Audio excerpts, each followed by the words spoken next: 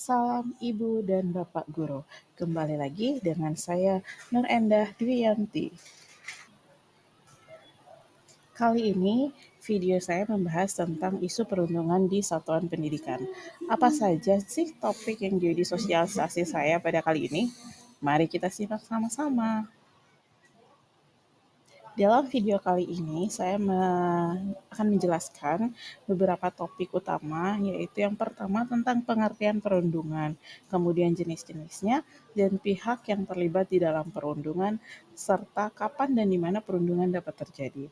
Selain itu, saya juga akan membahas tentang mitos serta fakta mengenai perundungan.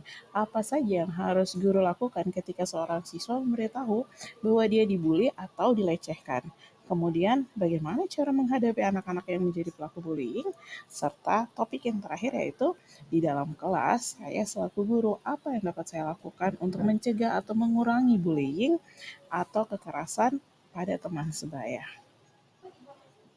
Bapak Ibu guru hebat, sebelum kita lanjut pada materi kita atau topik sosialisasi kita pada pagi hari ini, nah ada hal yang perlu kita ketahui bersama, bahwa sekolah itu merupakan tempat kedua bagi anak-anak dalam menghabiskan waktunya sehari-hari.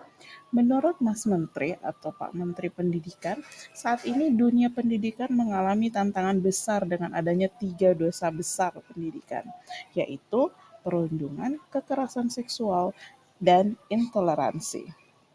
Dampak dari ketiganya selain menghambat terwujudnya lingkungan belajar yang baik, juga memberikan trauma yang bahkan dapat bertahan seumur hidup untuk seorang anak. Baiklah Bapak Ibu guru hebat, pertama-tama yang perlu kita ketahui apa itu perundungan. Nah, perundungan atau yang sering kita kenal dengan bullying adalah perilaku tidak menyenangkan, baik dilakukan secara verbal, fisik, ataupun sosial di dunia nyata maupun di dunia maya, sehingga perundungan juga ini membuat seseorang merasa tidak nyaman, sakit hati, dan tertekan, baik dilakukan oleh perseorangan atau kelompok. Nah, hal ini terjadi atau dianggap perundungan pada seseorang jika orang itu merasa tidak nyaman dan sakit hati atas perbuatan orang lain terhadap dirinya. Perundungan bisa diibaratkan juga sebagai benih dari banyak kekerasan lain, misalnya tawuran, intimidasi, pengoroyokan, bahkan pembunuhan. Sebagai benih kekerasan, perundungan bisa ditekan, maka kekerasan yang lebih parah akan bisa dicegah.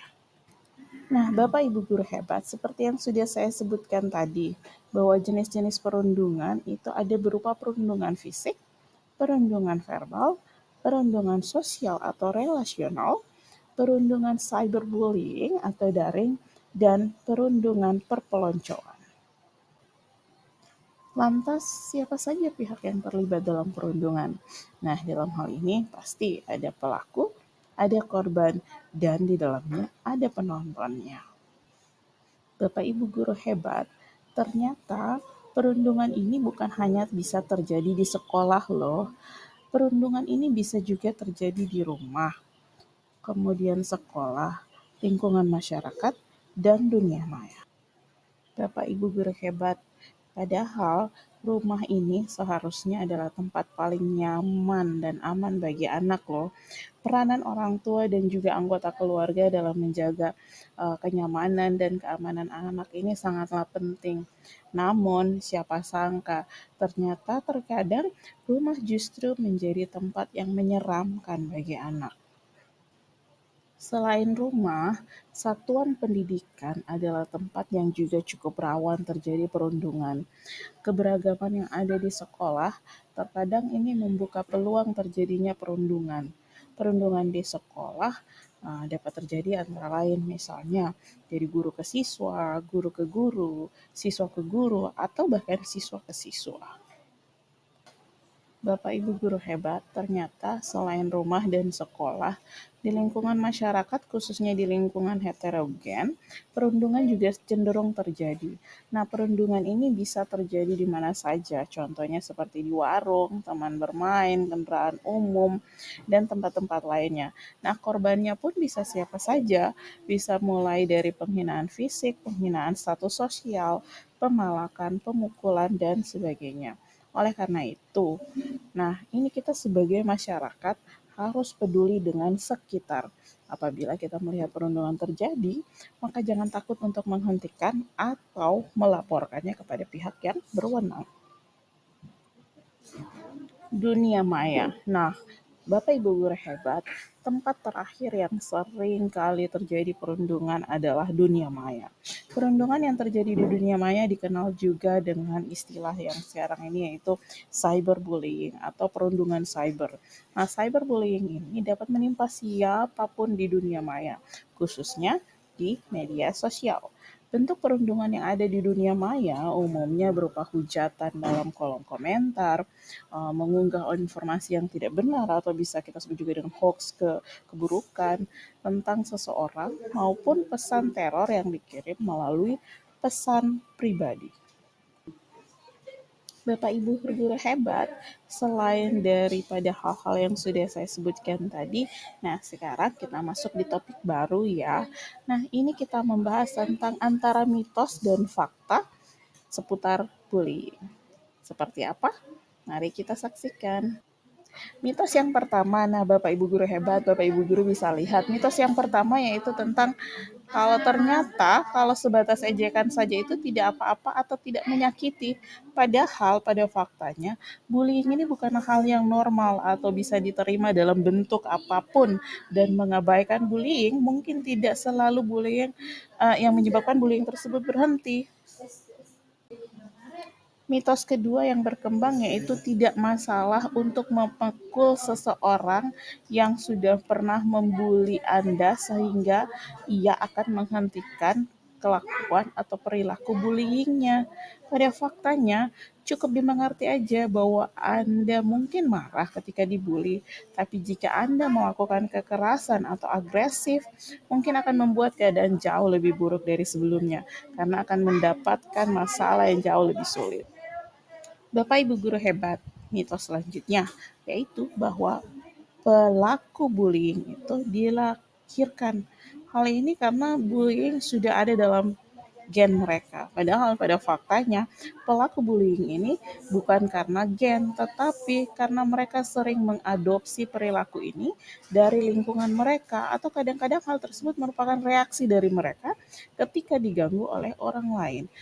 Namun ini apapun masalahnya, hal ini tentulah tidak benar ya Bapak Ibu guru ya. Mitos keempat yang sering berkembang juga atau yang sering beredar yaitu bahwa bullying ini hanya terjadi di sekolah loh Bapak Ibu guru. Padahal pada faktanya hal ini tidak benar karena bullying dapat terjadi di mana saja dan kepada siapa saja. Bullying mungkin terjadi saat keluar dari sekolah atau bahkan di perguruan tinggi. Hal ini dapat terjadi ketika Anda berada di luar dengan teman-teman atau dalam perjalanan ke sekolah atau dari sekolah, bahkan di online bullying juga sangat parah loh. Jadi salah ketika kita berpikir bahwa bullying itu hanya terjadi di lingkungan sekolah. Bapak Ibu guru hebat, mitos selanjutnya yaitu tentang pelaku bullying ini dapat diketahui dari penampilan dan tindakan mereka. Padahal pada faktanya tidak ada hal seperti itu ya Bapak Ibu guru ya. Tidak ada penampilan atau tindakan tertentu untuk bisa menandai para pelaku bullying. Tidak ada dress code atau perilaku tertentu yang menunjukkan bahwa dia adalah pelaku bullying. Mitos selanjutnya yaitu online bullying hanya olok-olok dan tidak berbahaya. Nah, ini yang paling parah Bapak Ibu guru ya. Padahal pada faktanya orang yang dibully secara online ini adalah masalah yang sangat serius. Virus bullying bisa menyebar sangat cepat sehingga membuat masalah meningkat dengan cepat. Untuk itu, penting untuk mengambil screenshot dari setiap percakapan atau pesan dan posting bullying sehingga Anda memiliki catatan atau record. Bapak Ibu guru hebat. Nah, ini adalah mitos terakhir dari bullying. Mitos yang berkembang yaitu tentang cyberbullying tidak mengakibatkan kerugian fisik. Jadi, apa salahnya Padahal pada faktanya, sebenarnya beberapa orang telah melakukan bunuh diri sebagai akibat dari tidak melihat jalan keluar dari pelecehan, ancaman, dan bahkan pelanggaran. Nah, akibat secara fisik, secara psikis lebih lama dan kadang-kadang seseorang tidak akan pernah bisa melalui beban psikis tersebut. Banyak situs web memungkinkan orang untuk berlaku anonim sehingga sangat sulit untuk menghentikan penyalahgunaan layanan dengan melakukan bullying tanpa henti. Jadi ini adalah kejahatan paling berat ya Bapak Ibu ya. Ini harus kita hilangkan mitos seperti ini.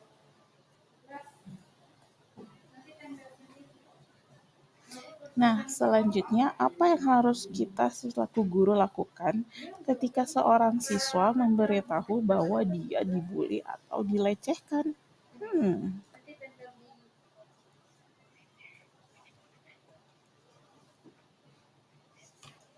Bapak Ibu guru hebat. Nah, ini ketika ada anak-anak kita yang mengaku telah dibully oleh seorang sahabatnya atau temannya di lingkungan sekolah. Nah, apa yang harus kita lakukan? Pertama, tanggapi kejadian itu dengan serius. Kedua, hargai dan berterima kasihlah kepada siswa tersebut. Yakinkan dia bahwa itu bukan salahnya. Tunjukkan pula rasa empati Bapak Ibu guru. Bantu anak yang dibully untuk membela dirinya sendiri, bahwa dia bisa mengatakan tidak suka jika dikerjai oleh temannya. Kemudian, tanyakan kepada anak tersebut tentang apa yang dapat dilakukan untuk membuat dia merasa aman. Jangan lupa, bicaralah dengan setiap anak yang terlibat dalam situasi ini secara terpisah. Hindarkan menyalahkan, mengkritik, atau meneriaki di depan wajah mereka. Dorong dan hargai nilai kejujuran. Kemudian pertimbangkan peran atau pengaruh kelompok sebaya. Lalu ambil tindakan kepada pelaku bullying, beritahu si anak, orang tuanya, dan kelas mengenai perkembangan kasusnya dengan tetap menghormati semua pihak. Tindak lanjuti secara teratur dengan anak tersebut mengenai kemajuan yang dibuat mengenai masalah ini sesudahnya. Jika perlu, carilah bantuan dari pihak eksternal ya Bapak Ibu Guru.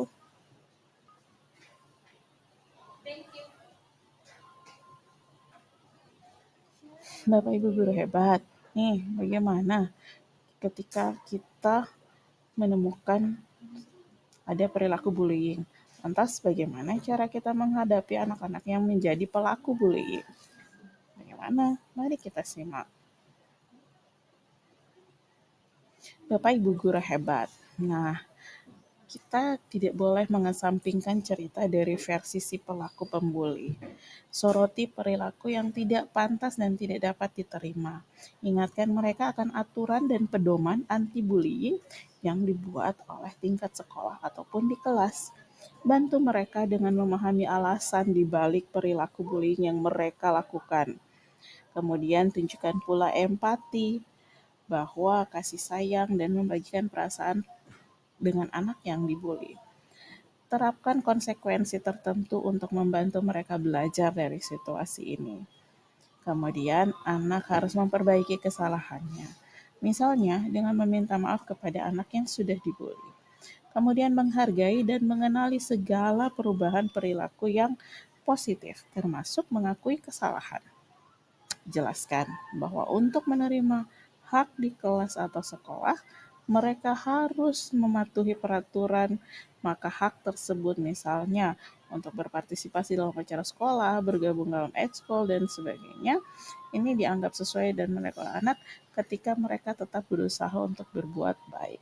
Dan yang terakhir, berbicaralah kepada orang tua mereka dan saling menyetujui rencana agar tetap berbuat baik. Nah, bagaimana di dalam kelas saya ketika apa yang akan saya lakukan di dalam kelas saya untuk mencegah atau mengurangi bullying dan kekerasan pada teman sebaya? Hmm. Nah, Bapak Ibu guru hebat, yang pertama, Mari kita mendidik diri kita sendiri tentang bullying dan kekerasan antar sebaya dan membaca berbagai konten informasi dengan sesama rekan guru. Kemudian, membangun pedoman yang tegas dan jelas terhadap bullying, ciptakan suasana yang hangat, hubungan yang saling mendukung, iklim positif, dan pelibatan semua siswa di ruang kelas Anda. Kemudian, perhatikan anak-anak yang lebih rentan terhadap bullying. Berikan dorongan kepada anak-anak yang lebih rentan terhadap bullying untuk berinteraksi secara lebih aktif dan ingatkan teman-temannya untuk membantu ia agar dapat melakukannya dengan baik. Libatkan siswa untuk bermain peran atau role play mengenai situasi bullying dan cara mengatasi masalah ini. Yakinkan siswa Anda bahwa Anda bersedia membantu mereka jika dan ketika mereka dibully. Berikan bantuan dan perlindungan yang memadai kepada siswa yang dibully. Pastikan bahwa pelaku bullying tidak mengancam lagi. Saya rasa itu saja topik yang perlu saya sosialisasikan kepada Bapak Ibu guru hebat. Bagaimana Bapak Ibu guru hebat? Semoga ini dapat menginspirasi kita semua ya. Sekali lagi saya ucapkan terima kasih. Semoga kita bisa bertemu di video lain dengan tema-tema yang lebih hangat atau yang dapat kita perbincangkan kembali. Terima kasih. Assalamualaikum warahmatullahi wabarakatuh.